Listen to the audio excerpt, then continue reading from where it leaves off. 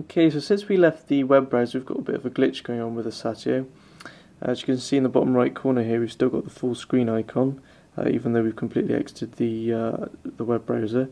So if we go into a different menu, you can see the icon stays there regardless of what's happening on screen. So it seems that all the bugs aren't quite worked out with the Satio so far with the update that we've had recently on it. Anyway, going into music, you can see we've got different ways of finding our music by artist, album or track.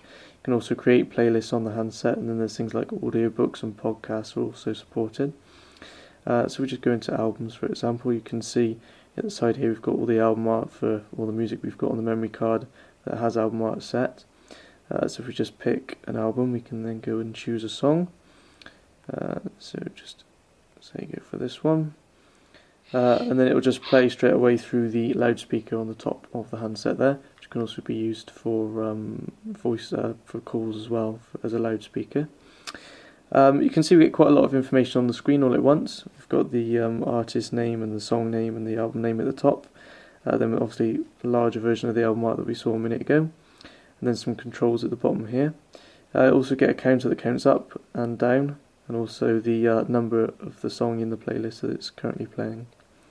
You've also got some little controls at the top for shuffling and repeating the song, which is quite handy. You just tap on them to activate them.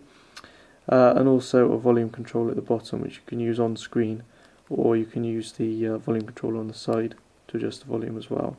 As you can see, as I've rotated the phone as well, you can actually use the music player in landscape mode as well as in portrait mode, just by turning the device.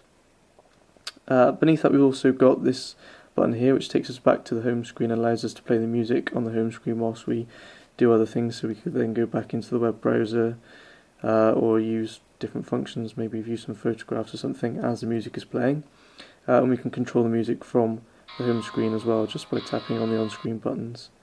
And as you can see, it makes visualizations as we do that. You can go straight back into the music player just by tapping on the album art picture there, and then we can exit out properly and get rid of that. If you want to check if there's any bits and pieces still open, we can just press and hold the menu button here. We get the task manager, so as you can see the web browser is still open there, and we can hopefully, if that's not frozen, maybe quit out. Perhaps that'll get rid of our glitchy icon as well.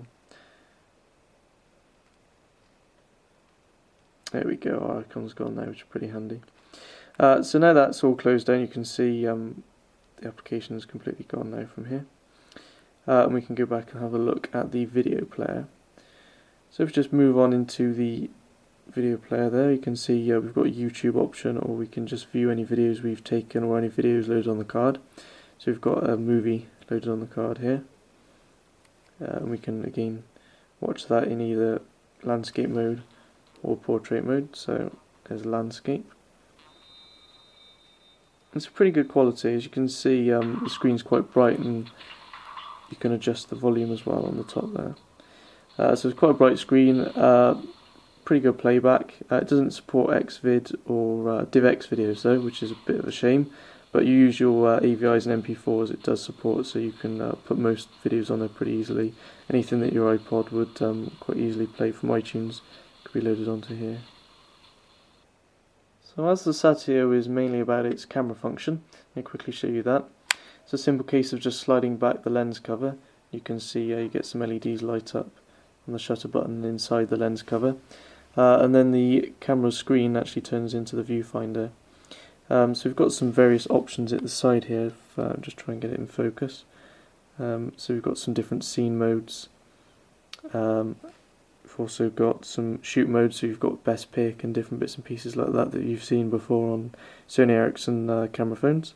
Things like smile recognition and panorama mode, bits and pieces like that, which are pretty handy. I've also got a nice touch to focus feature as well, so you can actually touch whereabouts on the screen you want the camera to focus and then take a photo of. So that's pretty nice. Let's bring the options back up. You can see we've got different flash settings as well, including red eye reduction. You can also set the exposure, although the player is not in this mode. And then you can turn auto off and on altogether. So if you're not really into changing the settings, you can just click the auto on and let it set up the camera all the way for you. There's also a video mode. As we mentioned before, you can access video mode just by using the button on the top here. So if we just press that, it switches across to video mode, and you can see instantly the settings at the side here change. So we've got a microphone settings, you can turn that on and off.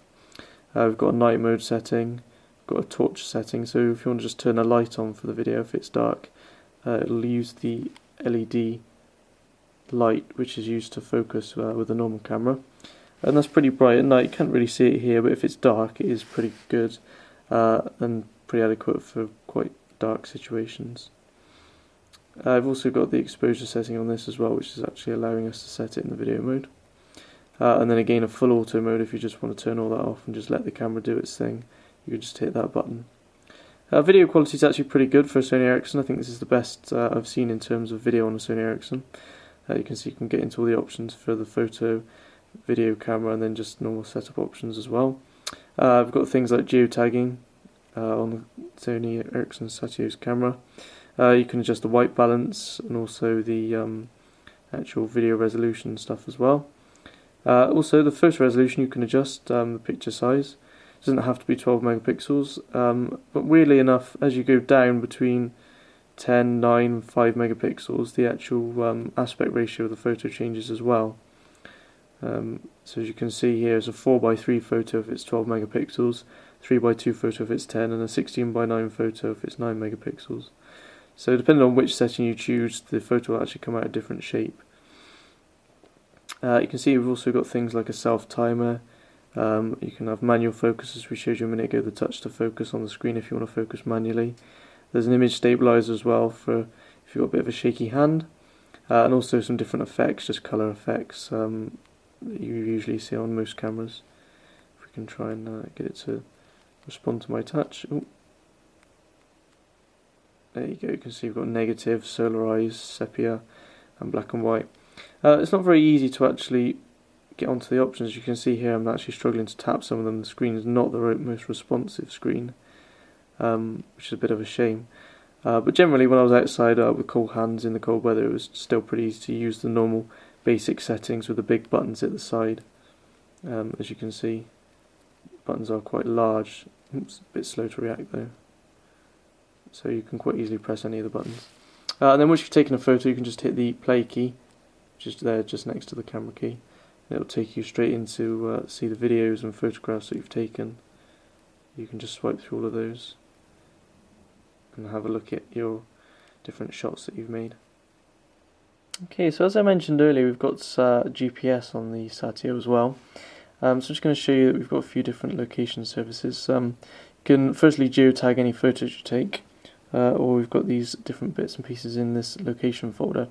Firstly, we've got Google Maps, as you see on most different smartphones these days.